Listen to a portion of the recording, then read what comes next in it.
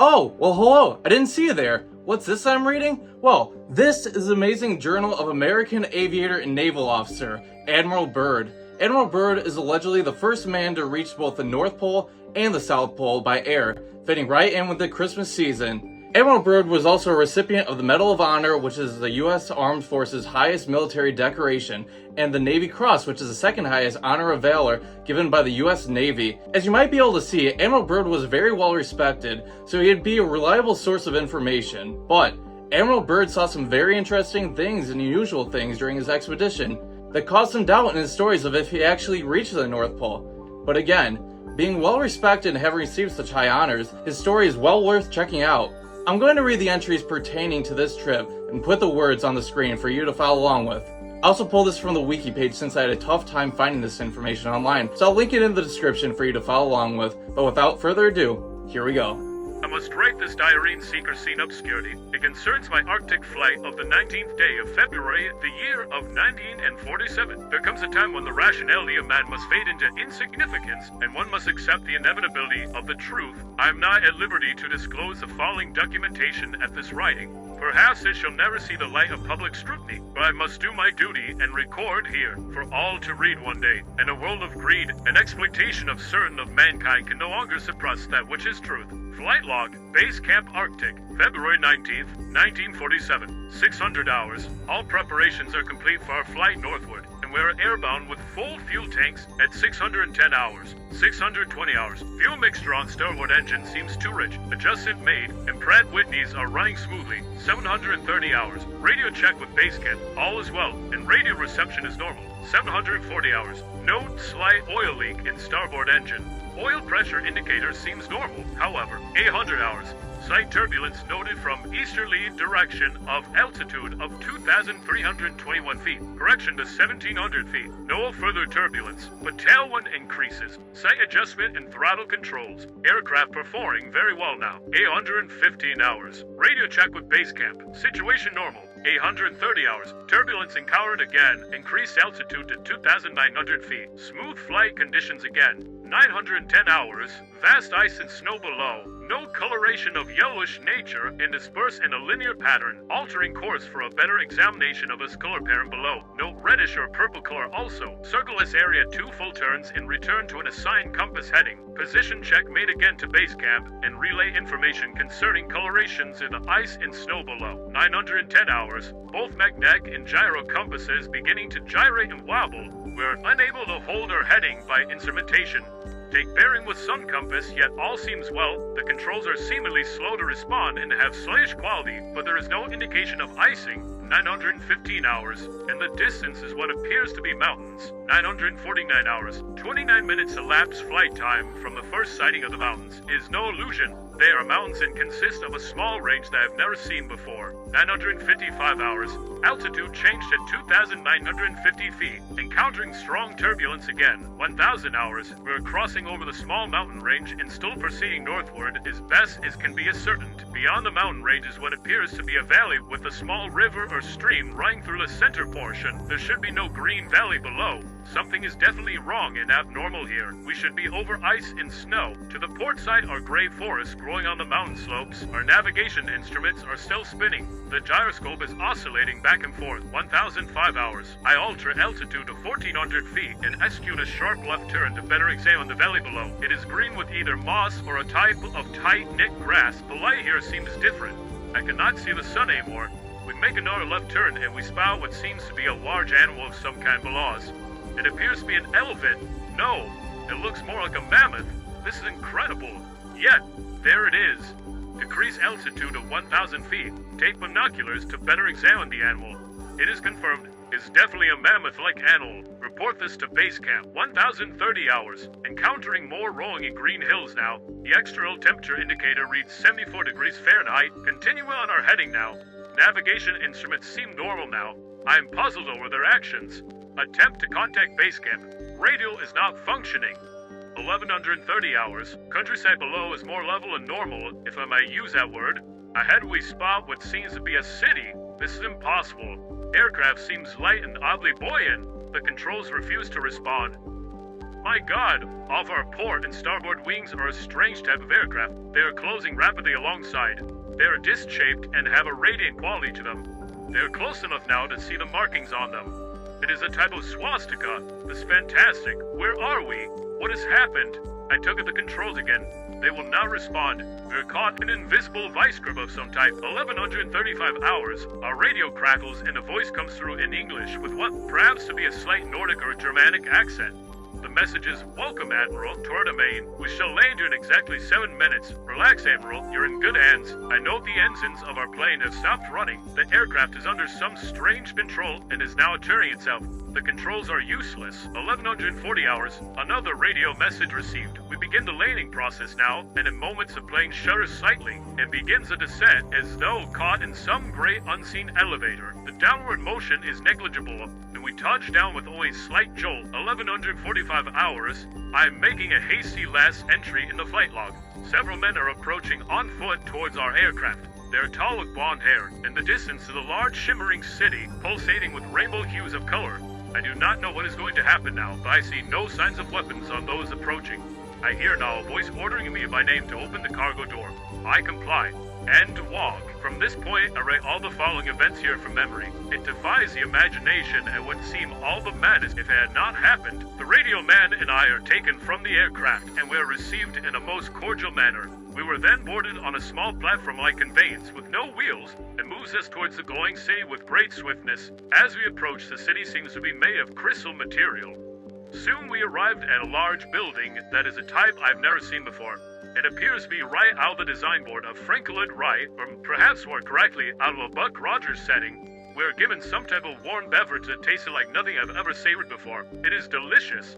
After about 10 minutes, two of our wondrous appearing hosts come to our quarters and announce that I am to accompany them. I have no choice but to comply. I leave my radio men behind and we walk a short distance and enter into what seems to be an elevator. We descend downward for some moments. The machine stops and the door lifts silently upward. We then proceed down a long hallway that is lit by a rose-colored light that seems to be emanating from the very walls themselves. One of the beings motioned for us to stop before a great door. Over the door is an inscription that I cannot read. The gray door slides noiselessly open, and I am beckoned to enter. One of my hosts speaks. "Have no fear, Admiral. You are to have an audience with the Master." I step inside, and my eyes adjust to the beautiful coloration that seems to be filling the room completely. Then I begin to see my surroundings. What greeted my eyes is the most beautiful sight of my entire existence. It is, in fact, too beautiful and wondrous to describe. It is exquisite and delicate. I do not think that there exists a human term that can describe it in any detail with justice. My thoughts are interrupted in a cordial manner by a warm, rich voice and melodious quality. "I bid you welcome to our domain, Admiral." I see a man with delicate features, and with the etching of years upon his face. He is seated at a long table. He motions me to sit down in one of the chairs. After I am seated, he places his fingertips together and smiles. He speaks softly again and conveys the following. "We have let you enter here because you are of a noble character and well known on the surface world, Admiral." "Surface world?" I half gasp under my breath. "Yes," the Master replies with a smile. "You are in the domain of the Ariani, the inner world of the Earth. We shall now long delay your mission, and you will be safely escorted back to the surface and for a distance beyond. But now, Admiral, I shall tell you why you have been summoned here. Our interest rightly begins just after your race exploded the first atomic bombs over Hiroshima and Nagasaki, Japan. It was at that alarming time that we sent our flying machines, the Flugelrods, to surface world to investigate what your race had done. That is, of course, past history now, my dear Admiral, but I must continue on. You see, we have never interfered before in your race's wars and barbarity, but now we must, for you have learned to tamper with certain power that is not for men, namely that of atomic energy. Our emissaries have already delivered messages to the powers of your world, and yet they do not heed. Now you have been chosen to be witness here that our world does exist. You see, our culture and science are many thousands of years beyond your race, Admiral." I interrupted.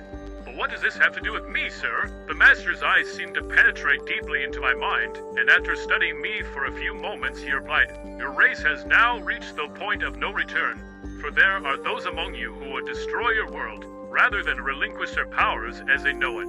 I nodded, and the Master continued, "In 1945 and afterward, we tried to contact your race, but our efforts were met with hostility. Our Flugelrods were fired upon. Yes, even pursued with malice and animosity by our fireplanes. So, now, I say to you, my son, there's a great storm gathering in the world, a black fury that will not spend itself for many years. There will be no answer in your arms, there will be no safety in your sights, and may rage on until every flower of your culture is trampled, and all human things are leveled in vast chaos. The recent war was only a prelude of what is yet to come for your race. We here see it more clearly with each hour. Do you say I'm mistaken? No, I answer.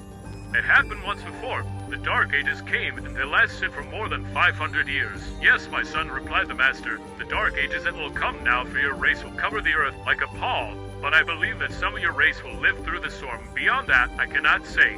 We see at a great distance a new world stirring for the ruins of your race, seeking its lost and legendary treasures, and they will be here, my son, safe in our keeping. When the time arrives, we shall come forward again to help revive your culture and your race. Perhaps by then, you have learned the futility of war and its strife, and after that time, certain of your culture and science will be returned for your race to begin anew. You, my son, are to return to the surface world with this message. With these closing words, our meeting seemed to end. I stood for a moment as in a dream, but yet I knew this was reality. For some strange reason, I bowed slightly, either out of respect or humility, I do not know which. Suddenly, I was again aware that the two beautiful hosts who had brought me here were again at my side. This way, Admiral, motion one. I turned once more before leaving and looked back towards the master. A gentle smile was that shone his delicate and ancient face. Farewell, my son, he spoke. Then he gestured with a lovely, slender hand a motion of peace, and our meeting was truly ended. Quickly we walked back through the great door of the master's chamber and once again entered into the elevator. The door slid silently downward, and we were at once going upward. One of my hosts spoke again. We must now take haste, Admiral, as the master desires to delay you no longer on your scheduled timetable, and you must return with his message to your race. I said nothing. All this was almost beyond belief, and once again my thoughts were interrupted as we stopped. I entered the room and was again with my radio man. He had an anxious expression on his face. As I approached, I said, "It is all right, Howie. It is all right." The two beings motioned us towards the awaiting conveyance. We boarded and soon arrived back on the aircraft. The engines were idling and we boarded immediately. The whole atmosphere seemed charged now with a certain air of urgency. After the cargo door was closed, the aircraft was immediately lifted by the unseen force until it reached an altitude of 2,700 feet. Two of the aircraft were alongside for some distance, guiding us on our return way.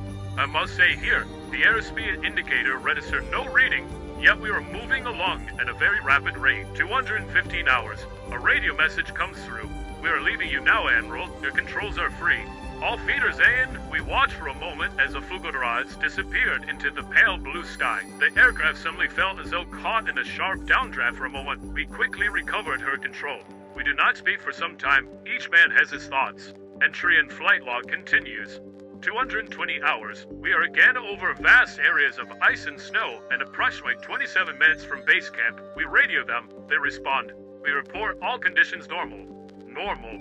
Base camp expresses relief at a re-established contact. 300 hours. We land smoothly at base camp. I have a mission. End WOG entries. Fast forward to March 11th, 1947. I've just attended a staff meeting at the Pentagon. I've stated fully my discovery and the message from the master. All is duly recorded. The president has been advised. I am now detained for several hours, 6 hours, 39 minutes to be exact. I'm interviewed intently by top security forces and a medical team. It was an ordeal. I am placed under strict control via the national security provisions of the United States of America. I am ordered to remain silent in all regard to all that I have learned on the behalf of humanity. Incredible, I am reminded that I'm a military man and I must obey orders. December 30th, 1956, final entry. These last 3 years elapsed since 1947 have not been kind. I now make my final entry in the singular diary in closing. I must state that I have faithfully kept this matter secret as directed all these years. It has been completely against my values and moral rights. Now I seem to sense a long night coming on, and the secret will not die with me. But as all truth shall, it will triumph, and so it shall. This can be the only hope for mankind. I've seen the truth, and it has quickened my spirit and has set me free. I've done my duty toward the monstrous military-industrial complex. Now, the long night begins to approach, but there shall be no end. Just as the long night of Arctic ends, the brilliant sunshine of truth shall come again, and those who are of darkness shall fall in its light. For I've seen that land beyond the pole, that centers of the great unknown. So, now that I've read all of this, what does it mean? Well, it appears what Admiral Byrd was describing in his journal was a hollow Earth. If you've seen the movie Journey to the Center of the Earth, it's basically the same concept, but for a little detail, it's a whole other world underneath the Earth with different beings like dinosaurs, aliens, and Nazis living down there. I'll do a more in-depth look in a future video, but this was just to talk about Admiral Byrd's trip. So, was any of this real? Well, with Admiral Byrd being such a highly decorated and well-respected man, I would think he has some integrity and truth to what he says. But I've also heard other people say he didn't experience this and this was just made up by someone else. If you were to ask me if what he saw was possible, well, think of this. It's speculated that we only explored about 20% of the oceans of the Earth and only 10% of the Earth's cave systems. So, who's to say that there aren't some fantastical discoveries waiting to be discovered under the Earth's surface? And maybe Santa isn't the only one living at the North Pole. Thank you for watching. I've been Mr. E, signing off.